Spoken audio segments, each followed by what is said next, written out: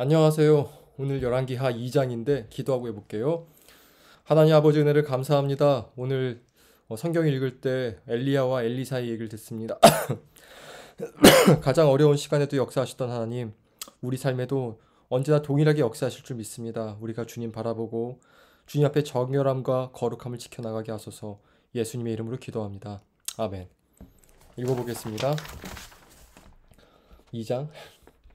여호와께서 회오리 바람으로 엘리야를 하늘로 올리고자 할 때 엘리야가 엘리사와 더불어 길갈에서 나가더니 엘리야가 엘리사에게 이르되 청하건대 너는 여기서 머물라 여호와께서 나를 베델로 보내시느니라 하니 엘리사가 이르되 여호와께서 살아계심과 당신의 영혼이 살아있음을 두고 맹세하노니 내가 당신을 떠나지 아니하겠나이다 하는지라. 이에 두 사람이 베델로 내려가니 베델에 있는 선지자의 제자들이 엘리사에게로 나와 그에게 이르되 여호와께서 오늘 당신의 선생을 당신의 머리 위로 데려가실 줄 아시나이까 하니 이르되 나도 또한 아노니 너희는 잠잠하라 하니라.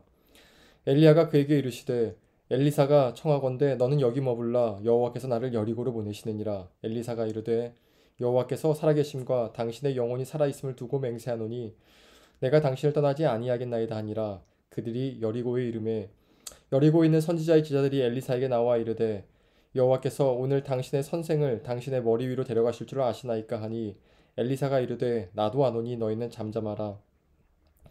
엘리야가 또 엘리사에게 이르되 청하건대 너는 여기 머물라 여호와께서 나를 요단으로 보내시느니라 하니 그가 이르되 여호와께서 살아계심과 당신의 영혼이 살아있음을 두고 맹세하노니 내가 당신을 떠나지 아니하겠나이다 하는지라. 이에 두 사람이 가니라. 선지자의 제자 50명이 가서 멀리 서서 바라보매 그 두 사람이 요단가에 서 있더니 엘리야가 겉옷을 가지고 말아 물을 치매 물이 이리저리 갈라지고 두 사람이 마른 땅 위로 건너더라. 건너매 엘리야가 엘리사에게 이르되 나를 내게서 데려감을 당하기 전에 내가 내게 어떻게 할지를 구하라. 엘리사가 이르되 당신의 성령이 하시는 역사가 갑절이나 내게 있게 하소서 하는지라. 이르되 내가 어려운 일을 구하는도다. 그러나 나를 내게서 데려가시는 것을 내가 보면 그 일이 내게 이루어지려니와 그렇지 아니하면 이루어지지 아니하리라 하고 두 사람이 길을 가며 말하더니 불수레와 불말들이 두 사람을 갈라놓고 엘리야가 회오리 바람으로 하늘로 올라가더라. 엘리사가 보고 소리 지르되 내 아버지여 내 아버지여 이스라엘의 병거와 그 마병이여 하더니 다시 보이지 아니하는지라.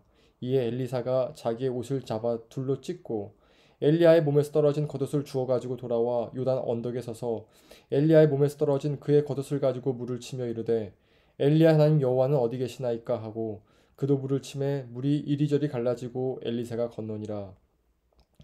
맞은편 여리고에 있는 선지자의 제자들이 그를 보고 말하기를 엘리야의 성령이 하신 역사가 엘리사 위에 머물러 있다 하고 가서 그에게로 나와 땅에 엎드려 그에게 경배하고 그에게 이르되 당신의 종들에게 용감한 사람 50명이 있으니 청하건대 그들이 가서 당신의 주인을 찾게 하게 하소서. 염려하건대 여호와의 성령이 그를 들고 가다가 어느 산에나 어느 골짜기에 던졌을까 하나이다 하니라.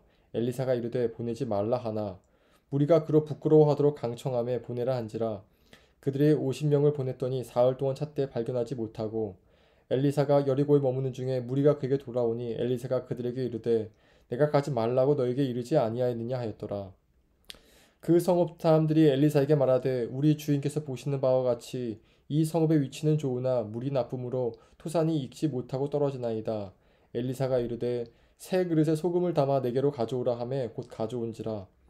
엘리사가 물 근원으로 나아가서 소금을 그 가운데에 던지며 이르되 여호와의 말씀이 내가 이 물을 고쳤으니 이로부터 다시는 죽음이나 열매를 맺지 못함이 없을지니라 하셨느니라 하니 그 물이 엘리사 간말과 같이 고쳐서서 오늘에 이르렀더라.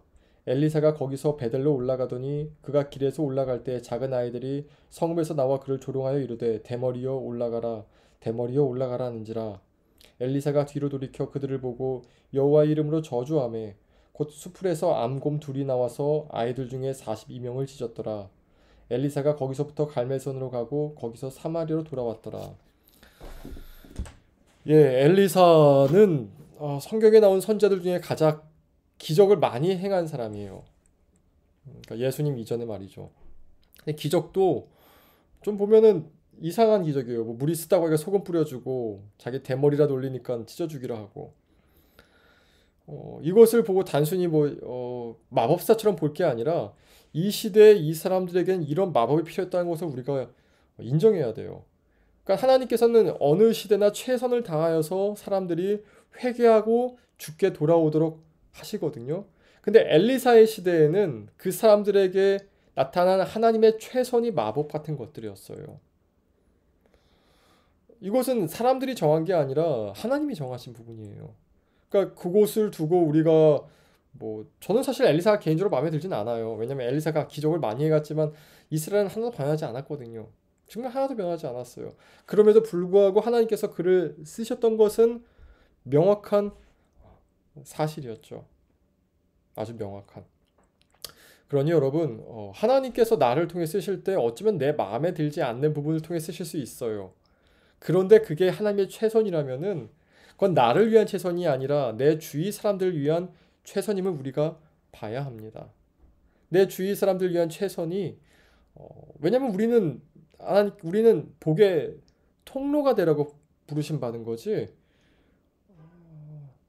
딴 것 되라고 부르심 받은 게 아니기 때문에 그래요. 그러니까 하나님께서 나를 향한 그 최선이 나로 하여금 내 주위 사람들을 변화시키는 최선이라는 것이죠.